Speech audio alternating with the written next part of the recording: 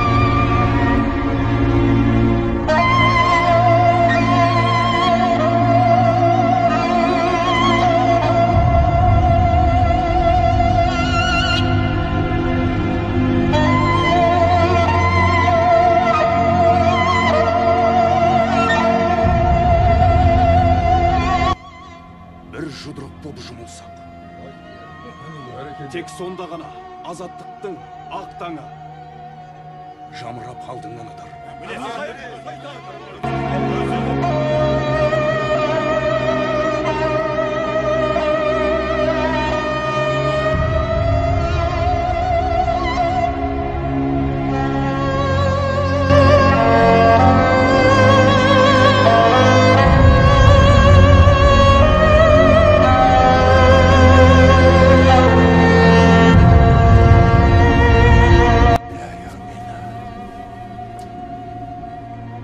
Қансыраған жерімді қалың жаулап тазартып, Алла тағала қазағымның шаңырағын мәңгі биік қылсын.